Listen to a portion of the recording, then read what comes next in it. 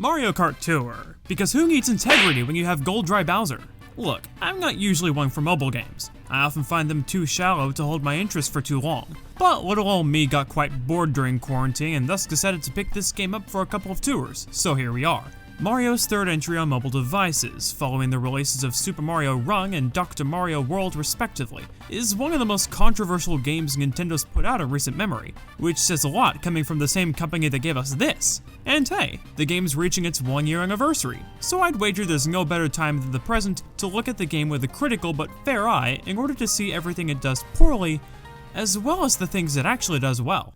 But first, let's go back to when it all began in the ancient times of early 2018. Here in January, Nintendo announced that they were working on a free-to-play Mario Kart game for mobile devices called Mario Kart Tour that was going to come out by April 2019 before being delayed until summer 2019 about a year later. Now the big worry with it being free-to-play was just how much Nintendo was going to delve into the notoriously scummy business practices of the platform. And those worries were only exacerbated a couple of months later in March 2019 when Nintendo held a closed beta on Android devices. In the few months leading up to release, we received a few trailers giving us a better idea of the game's main theme. It was going to centralize around a world tour, going to New York, Paris, Vancouver, real-world locations, and this theme was going to basically be the source of all the new tracks. The full game launched on September 25th, 2019, and all heck broke loose. It did well enough financially at launch, receiving 90.1 million downloads in the first week, but critically? Not really. Everyone's fears coming off the closed beta completely confirmed. It received severe backlash for its lack of original tracks, its limited control scheme, and especially its blatant pay-to-win gacha mechanics. Luigi broke headlines by not even being available in the game at launch, despite being included in the official artwork. Seems like a recurring trend. Mainstream media outlets gave universally average ratings, and core fans quickly ran back to the hills to Mario Kart 8 Deluxe, treating this outing as a failed side experiment never to be touched again. We've gotten a few updates here and there, but even still, that dynamic hasn't changed all that much since release. Well, I'll be the judge of that, so let's boot the game up and start at the main menu, shall we? Here we have what's called a tour. Ooh, he said the thing in the game's title! Basically a series of 12 or so cups with an assortment of race tracks loosely tied around a certain theme. Now, something I should probably mention here is that, like most mobile games, and even some high-profile console releases give me a hearty ugh, Mario Kart Tour takes a live service approach. What that means in this context is that every 2 weeks the tour will change, meaning you'll see new characters, cups, challenges, rewards, the works. As I mentioned earlier, the game as a whole was going for a world tour feel, so most of the time the tour's theme was that of a real-world location. For instance, the launch tour was centralized around New York, and thus had included a New York track and characters like Pauline and musician Mario. I don't think live service games are inherently bad. After all, they're the only thing that allows single folks like me to get away with using the word engagement on a regular basis, and I think Mario Kart Tour pulls it off decently well here. Of course, you're consistently given something new to do as a player, which keeps you coming back, that much is obvious, but I especially like how the game makes an effort to contextualize that live service approach within its world. It makes sense that the tracks and cups would constantly change if Mario and friends are constantly traveling around the world to see new locales. The game did a good job differentiating itself from other entries this way. And then it just gave up. Yeah, after the first few months, Nintendo just sort of took the world part out of World Tour and replaced it with whatever the heck we feel like that day. Marine Tour, Cooking Tour, Baby Rosalina Tour, because our Lord and Savior of all things unnecessary needs to be appeased, dang it. Yeah, the live service tour angle still works, but it's lost some of its charm and purpose over the past year as a result. But enough about the menu, how about I use these fabulous phalanges of mine to start a race?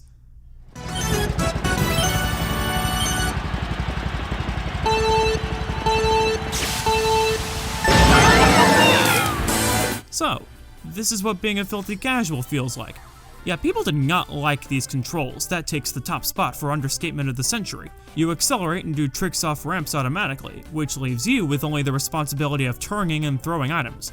The UI places a circle at the bottom of the screen. In automatic mode, that circle is for drifting, with the rest of the screen real estate allowing you to turn normally. In manual mode, it's vice versa, as you'll probably be drifting a lot more frequently. With items, you flick up to throw forward and flick down to throw backward. Sounds simple enough.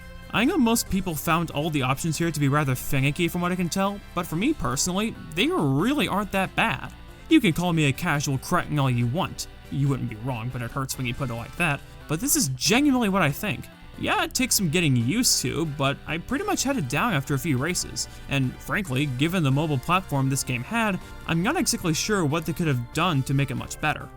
Aside from the landscape mode option, seriously Nintendo, why did you take 10 months to release this? And even worse, why did you release it unfinished? The game's presentation is alright, it runs well, and it trades out texture quality for a cleaner graphical style most comparable to Mario Kart 7. It's a mobile game, what do you expect me to say here? Well, this game seems fine enough so far. Not great, but not terrible either. I'm still not sure what all the fuss is about. Oh my god! This is the shop! The place where you'll be spending more time and money than you'd ever think possible. Buckle up, buckaroos, cause I'm about to give you a whole dang doctoral dissertation on the in-game economy. You can get Grand Stars by either completing races in each tour, or by earning achievements that change with every tour. Each race in each cup offers 1 to 5 Grand Stars depending on how high your combo total is. In every other Mario Kart game, your success is determined by whether or not you come in first place in a race. But Mario Kart Tour just would not be like the other girls and added a combo system. The more combo streaks you can rack up through speed boosts, tricks, and items, the higher your score will be and the more Grand Stars you'll earn. These Grand Stars go toward gift boxes that contain just about anything. Rubies, tickets, coins, what have you. You can collect tickets to either level up or add points to your drivers, karts, and gliders. You can collect coins while racing or by paying rubies to do Coin Rush mode, that you can then use to buy new characters, karts, or gliders, or upgrades for existing ones outright, which, as you'll see through the exorbitant prices, is not the way you're intended to get them. The actual way that the game incentivizes you to get them is through rubies, the game's premium currency, which you can either earn in very small quantities or spend real-world money on. You use these to purchase pipe pulls for the very, very slim chance at getting half-decent characters, karts, and gliders. There are 3 rarity categories: normal, super, and high-end, which means lots of duplicates.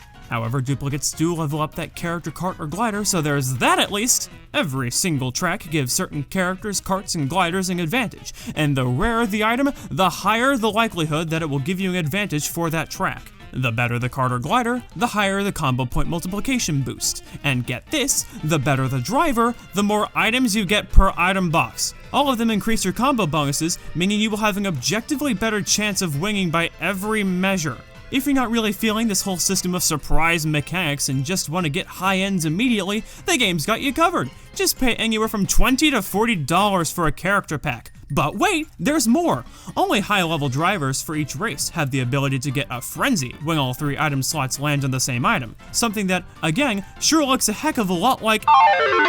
From there, you get to use as many of that item as you can within a brief time period, and yes, that includes things like Lucky 7s, Bullet Bills, and Blue Shells. And don't worry about ever getting them all, because with every new tour every 2 weeks, you have new ones to earn.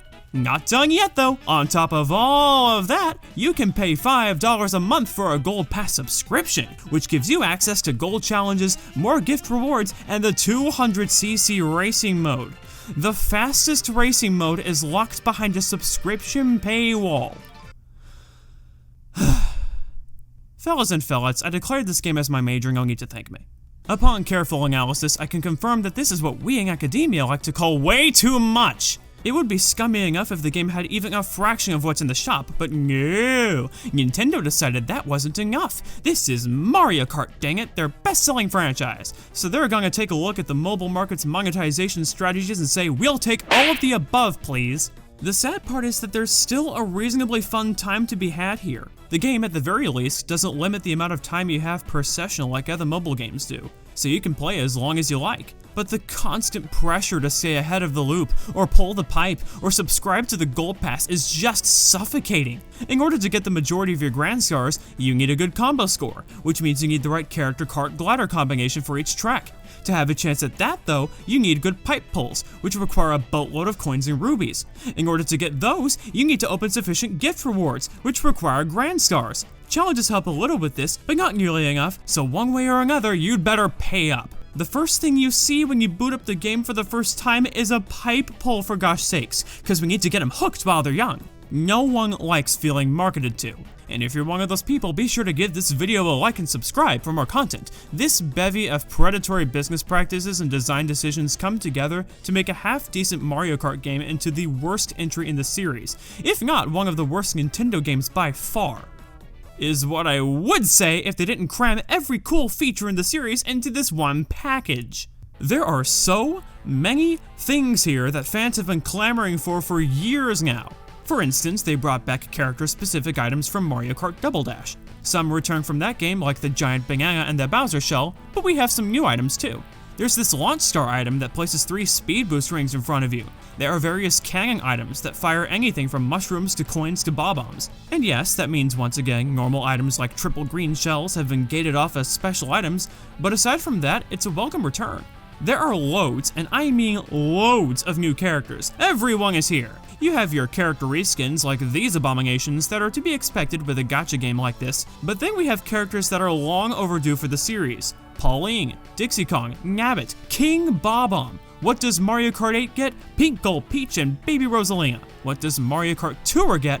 The return of one of Mario Kart's most iconic characters. That has got to be a crime and a half. Something else I purposely failed to mention is that at the end of every cup, instead of a 4th track, is a mission. Yeah, remember that wonderful single-player mission mode from Mario Kart DS that they never released again for some godforsaken reason? Would ya look at that? Time trials, passing through rings, avoiding obstacles, gliding challenges, racing against a mega opponent. You want it? It's yours, my friend, as long as you have enough rubies! You know how mirror mode has been a staple in the Mario Kart series for basically its entire lifespan?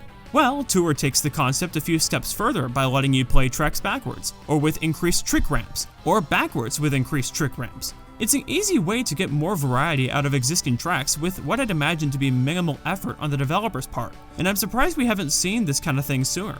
If even one of these features were put in the next Mario Kart, which given how 8 Deluxe is selling, I'd imagine isn't coming anytime soon, I'm sure many people would be ecstatic. And yet here they all are, encased in an impenetrable array of monetization. What else?